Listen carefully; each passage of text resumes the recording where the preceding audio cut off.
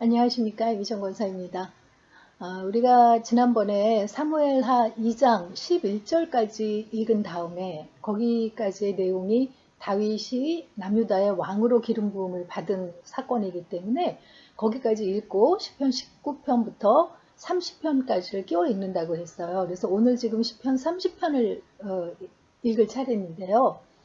그 성전 낙성가라는 부제가 붙어있는 시편 30편을 오늘 마저 끼워 읽고 바로 이어서 사무엘하 2장 12절부터 끝절까지의 내용을 이어서 보도록 하겠습니다. 그 다윗 가문과 그 아브넬, 사울의 군대 장관이었던 아브넬이 그 사울의 막내 아들로 알려져 있는 이스보셋을 왕으로 세워서 지금 이스라엘의 왕이 2명이잖아요. 그 두 세력 간의 그 전쟁이 일어난 이야기를 그리고 있거든요. 그 싸움에서 그 아브넬 장군이 요압의 그 동생인 아사헬을 죽이는 그런 이야기가 그려져 있는 장입니다.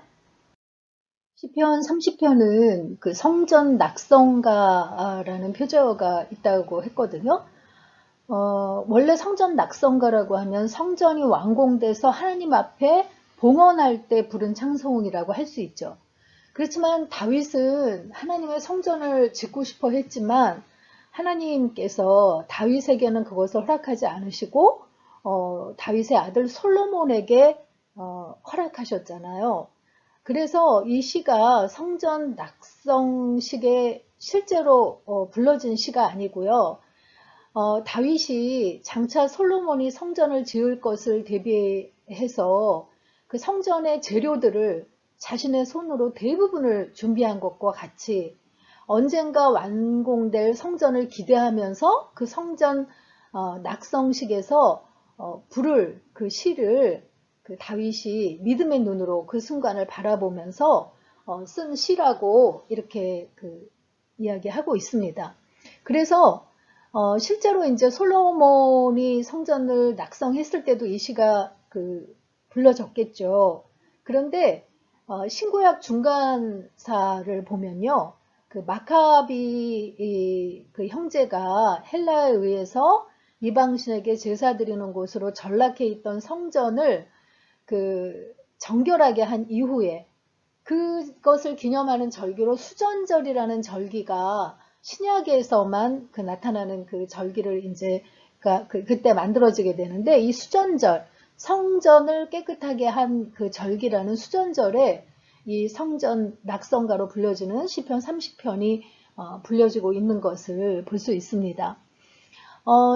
1절부터 3절은 다윗이 하나님을 찬송하는 이유 그 세 가지를 이야기하고 있습니다.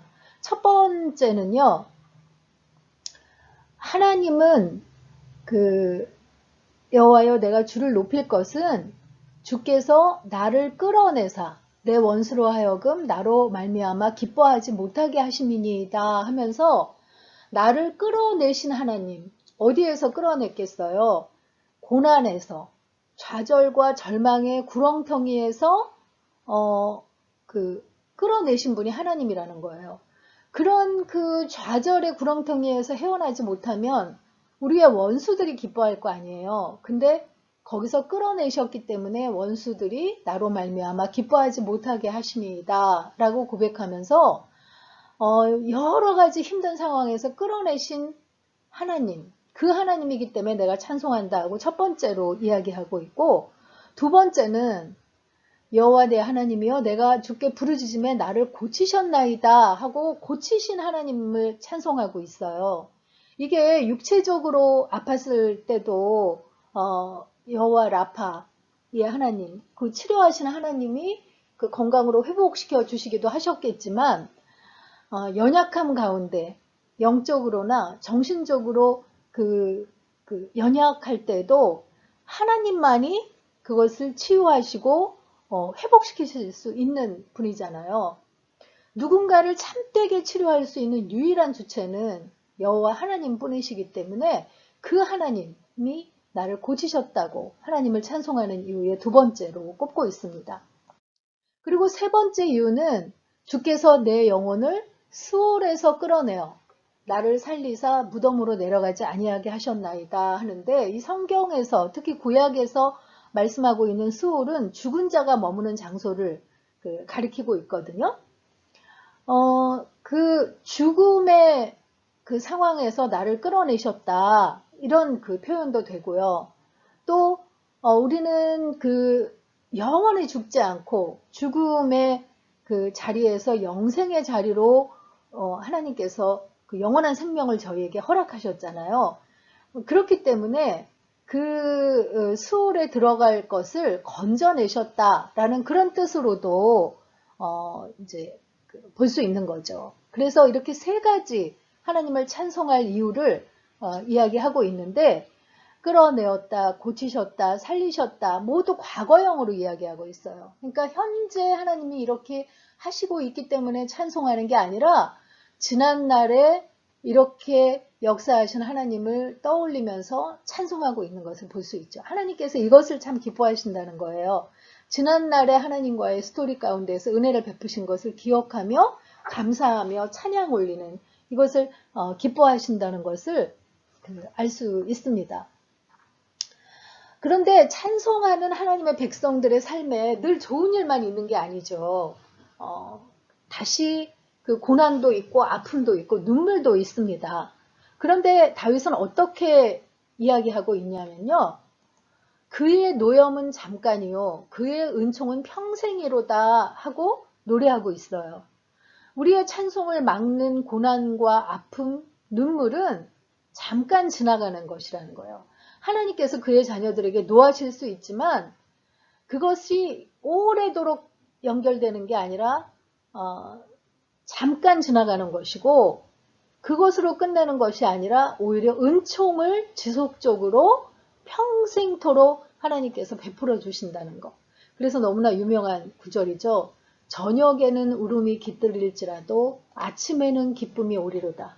저는 이 구절을 읽으면 너무 가슴이 울컥하는데, 우리가 정말 힘든 그 시간을 보낼지라도 참 저녁에는 우리가 마음 아픈 일이 있어서 백인잇을 눈물로 적실지라도 아침에는 기쁨을 주시는 존재, 그분이 우리의 하나님이라고 다들 그런 그 경험들을 하신 분도 있고 또한 앞으로도 하실 분들이 있을 텐데, 그 하나님을 지금 다윗이 노래하고 있는 것을 볼 수 있습니다. 그러면서 10절에 여호와여 들으시고 내게 은혜를 베푸소서, 여호와여 나를 돕는 자가 되소서 하였나이다 하면서 하나님을 찬송할 이유를 이야기하고, 그 하나님이 노염은 잠깐이고 은총을 오래도록 베푸시는 하나님이시니까 내게 은혜를 베푸시고 나를 돕는 자가 되어달라고 이렇게 이야기하고 있습니다. 그러면서 주께서 나의 슬픔이 변하여 내게 춤이 되게 하시며 나의 베옷을 벗기고 기쁨으로 띠띠우셨나이다 하면서 하나님을 찬송하고 감사함으로 마무리 짓고 있는 성전 낙성가의 시입니다. 시편 30편 읽겠습니다. 30편. 여호와여 내가 주를 높일 것은 주께서 나를 끌어내사 내 원수로 하여금 나로 말미암아 기뻐하지 못하게 하심이니이다. 여호와 내 하나님이여 내가 주께 부르짖음에 나를 고치셨나이다. 여호와여 주께서 내 영혼을 수월에서 끌어내어 나를 살리사 무덤으로 내려가지 아니하게 하셨나이다. 주의 성도들아 여호와를 찬송하며 그의 거룩함을 기억하며 감사하라. 그의 노염은 잠깐이요 그의 은총은 평생이로다. 저녁에는 울음이 깃들일지라도 아침에는 기쁨이 오리로다. 내가 형통할 때에 말하기를 영원히 흔들리지 아니하리라 하였도다. 여호와여 주의 은혜로 나를 산같이 굳게 세우셨더니 주의 얼굴을 가리시며 내가 근심하였나이다. 여호와여 내가 주께 부르짖고 여호와께 간구하기를 내가 무덤에 내려갈 때에 나의 피가 무슨 유익이 있으리요 진토가 어떻게 주를 찬송하며 주의 진리를 선포하리이까. 여호와여 들으시고 내게 은혜를 베푸소서, 여호와여 나를 돕는 자가 되소서 하였나이다. 주께서 나의 슬픔이 변하여 내게 춤이 되게 하시며 나의 베옷을 벗기고 기쁨으로 띠띠우셨나이다. 이는 잠잠하지 아니하고 내 영광으로 주를 찬송하게 하심이니 여호와 나의 하나님이여 내가 주께 영원히 감사하리이다.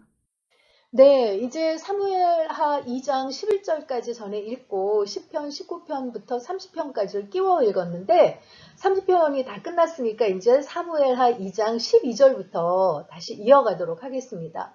11절까지의 그 내용에서 그 사울의 군대 장관이었던 아브넬이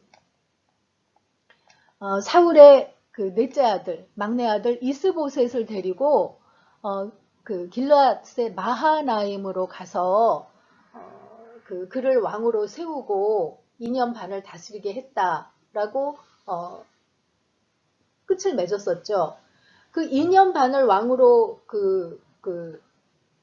세웠다는 거는 다윗이 헤브론에서 7년 반을 그 왕위에 올랐었는데 그러니까 다윗이 헤브론에서 왕이 된 지 5년째쯤 됐을 때 이스보셋을 왕으로 세워서 2년 반을 다스리게 했을 것이다. 그 이야기를 지금 하고 있는 거죠.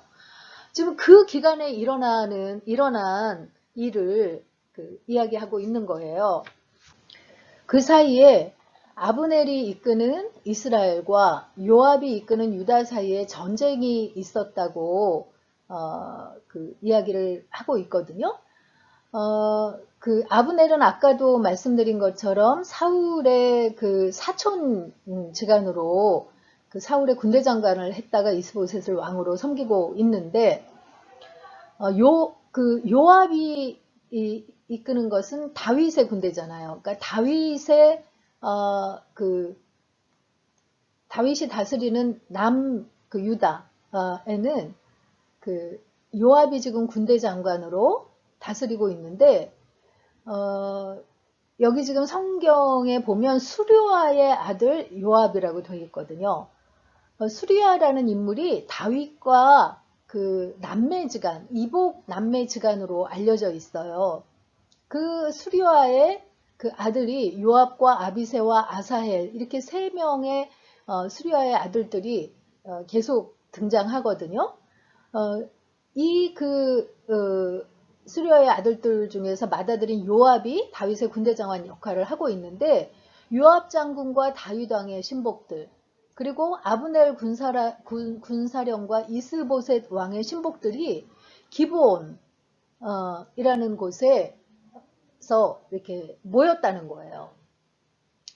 아브넬은 마하나임에서부터 요단강을 건너서 여기에서 왔고 이 요압은 헤브론에서 지금 이 기브온으로 올라가서 기브온의 그 못가에서 함께 만났다는 거죠. 기브온 하면 그 1950년대에 그 고고학자들에 의해서 이 기브온의 연못이 이렇게 발견됐는데 이 직경이 11m 정도 되고요. 이 깊이는 14m 정도 된다고 해요. 그러니까 굉장히 큰 그 연못이 당시에 있었다는 것을 알 수 있는데 한 4,000명에서 6,000명 정도의 식수를 공급할 수 있는 큰 연못이었다는 것을 알 수 있죠. 물이 귀한 가나안에서는 중요한 식수 공급원으로 중요한 위치를 차지하고 있었다는 걸 알 수 있어요. 그렇기 때문에 기브온을 차지하려는 그런 그 알력 싸움 같은 것들이 있었는데 이 아브넬이 마하나임에서부터 건너와서 기브온에 이르고 또 요압은 다윗의 신복들을 거느리고 기브온에 이르러서 이 못가에서 이렇게 서로 대치했다는 거예요. 그러면서 각기 12명씩 일어나게 해서 서로 겨루어 보자라고 제안을 했던 것 같아요. 그래서 12명의 군사들이 서로 싸움을 했는데 그 청년들이 서로 칼에 찔려서 모두 죽고 마는 그런 비극적인 상황이 벌어졌어요. 그래서 그날의 싸움이 맹렬하더니 그 아브넬과 이스라엘 사람들이 다윗의 신복들 앞에서 패하니라 라고 되어 있습니다. 12명씩 겨뤘는데 12명이 다 쓰러져, 24명이 다 쓰러지니까 그 다음에 이제 우하고 양쪽이 이제 서로 접전이 된 거죠. 이 12명씩 싸워서 다 쓰러지고 나니까 서로 이제 그 싸움이 된 거예요. 그래서 아브넬과 요압이 그 거느린 이 사람들이 피를 보자 극도로 흥분하게 돼서 싸움이 그날 아주 맹렬하게 됐는데, 아브넬이 요단을 건너온 곳으로 미루어 볼 때 먼저 싸움을 걸어온 곳으로 이렇게 여겨지고 있습니다. 그러다가 이렇게 싸움이 맹렬하게 되면서 아브넬 쪽이 이렇게 도망을 가게 돼요. 그래서 아브넬이 한참 도망을 가는데 아브넬의 나이가 지금 거의 70이 넘은 그 노인의 나이라는 것을 알 수 있거든요. 그런데 그 요압의 그 막내 동생인 아사헬, 이 아사헬의 발이 뭐 노루처럼 빠른이라고 이렇게 묘사가 되어 있는데, 굉장히 이제 더 젊으니까 그가 이제 아무래도 70세가 넘었다 해도 군대 장관으로서 굉장히 건장한 체력을 가지고 있는 아브넬이지만, 들노루처럼 빠른 아사헬을 피해서 도망가기가 어려웠을 거라고 보는 거죠. 그래서 그 아브넬이 아사헬에게 나를 쫓는 거를 그만두라고, 내가 너를 다치게 하면 네 형 요압을 어떻게 보겠냐고 합니다. 그러니까 서로 이렇게 군대에서 사령관으로서 같이 이렇게 친분이 있는 사이라는 걸 알 수 있어요. 그래서 아사헬 보러 돌아가라고 하지만 젊은 혈기가 이제 가득한 아사헬이 발걸음을 멈추지 않고 계속 쫓아가죠. 그러자 아브넬이 뒤로 돌아서 그 창끝을 아사헬에게 찔러서 그의 복부를 꿰뚫어서 아사헬을 쓰러뜨리고 맙니다. 그래서 아사헬의 죽음으로 이제 싸움이 끝이 나게 되는데, 아브넬이 이제 요압과 아비새가 아사헬은 죽었고 다른 이제 형제 요압과 아비새가 아브넬의 무리를 계속 이제 쫓아갔겠죠. 그러니까 아브넬이 요압에게 칼이 영원히 사람을 상하겠느냐, 마침내 참혹한 일이 생길 줄 알지 못하느냐 하고 소리를 치는데, 그러면서 요압에게 형제 쫓기를 그치라고 이렇게 명하라고 하니까 요압이 이제 그렇게 이야기하는 거죠. 내가 말하지 아니하였더라면 무리가 아침에 각각 다 돌아갔을 것이요 그의 형제를 쫓지 아니하였으리라 라고 이야기를 합니다. 뭐 이게 분명히 무슨 뜻을 말하는지는 모르겠지만 아마도 12명씩 내세워서 싸움을 하자라고 제안한 것이 아브넬이 아니었을까라고 이제 보는 거죠. 그래서 이제 서로 휴전을 하고 요압이 아브넬 쫓기를 끝이고 돌아와서 무리를 다 모았는데, 다윗의 신복 중에 죽은 사람을 헤아려 보니까 19명하고 아사헬, 그러니까 20명이 죽은 건데 그 20명에 아사헬이 들어있는 거예요. 그래서 이제 그걸 알고 요압이 아사헬의 시신을 가지고 베들레헴에 장사를 지내고 헤브론으로 돌아오고요.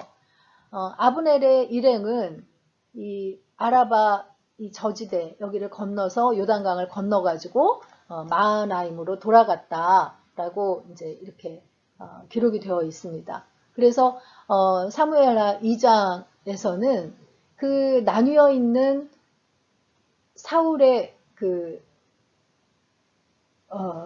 뒤를 이어서 왕국을 잃은 아브넬, 이스보셋을 허수아비처럼 왕으로 세우고 세력을 휘두르던 아브넬과 그의 신복들과, 그리고 다윗의 군대 장관인 요압과 그의 신복들, 그들과의 전쟁 이야기를 그리우면서 이제 끝을 맺고 있습니다. 사무엘하 2장 12절부터 마지막 부분까지 읽고 마치도록 하겠습니다.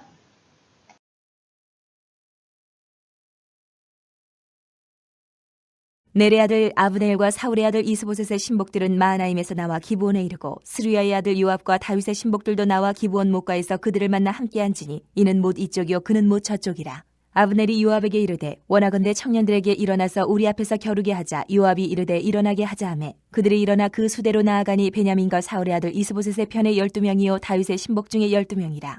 각기 상대방의 머리를 잡고 칼로 상대방의 옆구리를 찌르매 일제히 쓰러진지라. 그러므로 그것을 헬가 탓스름이라 일컬었으며 기브온에 있더라. 그날의 싸움이 심히 맹렬하더니 아브넬과 이스라엘 사람들이 다윗의 신복들 앞에서 패하니라. 그곳에 스루야의 세 아들 요압과 아비새와 아사엘이 있었는데 아사엘의 발은 들로르같이 빠르더라. 아사엘이 아브넬을 쫓아 달려가되 좌우로 치우치지 않고 아브넬의 뒤를 쫓으니 아브넬이 뒤를 돌아보며 이르되 아사엘아 너냐 대답하되 나로라. 아브넬이 그에게 이르되 너는 왼쪽으로나 오른쪽으로나 가서 청년 하나를 붙잡아 그의 군복을 빼앗으라 하되 아사엘이 그렇게 하기를 원하지 아니하고 그의 뒤를 쫓으매 아브넬이 다시 아사엘에게 이르되 너는 나 쫓기를 그치라. 내가 너를 쳐서 땅에 엎드러지게 할 까닭이 무엇이냐. 그렇게 하면 내가 어떻게 내 형 요압을 대면하겠느냐 하되 그가 물러가기를 거절하며 아브넬이 창 뒤끝으로 그의 배를 찌르니 창이 그의 등을 꿰들고 나간지라. 곧 그곳에 엎드러져 죽음에 아사엘이 엎드러져 죽은 곳에 이르는 자마다 머물러 섰더라. 요압과 아비새가 아브넬의 뒤를 쫓아 기브온 거친 땅의 길 가기야 맞은 쪽 암마산에 이를 때 해가 졌고 베냐민 족속은 함께 모여 아브넬을 따라 한 무리를 이루고 작은 산 꼭대기에 섰더라. 아브넬이 요압에게 외쳐 이르되 칼이 영원히 사람을 상하겠느냐. 마침내 참혹한 일이 생길 줄을 알지 못하느냐. 내가 언제 무리에게 그의 형제 쫓기를 그치라 명령하겠느냐. 요압이 이르되 하나님이 살아계심을 두고 맹세하노니 내가 말하지 아니하였다면 무리가 아침에 각각 다 돌아갔을 것이요 그의 형제를 쫓지 아니하였으리라 하고 요압이 나팔을 불매 온 무리가 머물러 서고 다시는 이스라엘을 쫓아가지 아니하고 다시는 싸우지도 아니하니라. 아브넬과 그의 부하들이 밤새도록 걸어서 아라바를 지나 요단을 건너 비드론 온 땅을 지나 마하나임에 이르니라. 요압이 아브넬 쫓기를 그치고 돌아와 무리를 다 모으니 다윗의 신복 중에 19명과 아사엘이 없어졌으나 다윗의 신복들이 베냐민과 아브넬에게 속한 자들을 쳐서 360명을 죽였더라. 무리가 아사엘을 들어올려 베들레헴에 있는 그의 조상묘에 장사하고 요압과 그의 부하들이 밤새도록 걸어서 헤브론에 이른 때에 날이 밝았더라.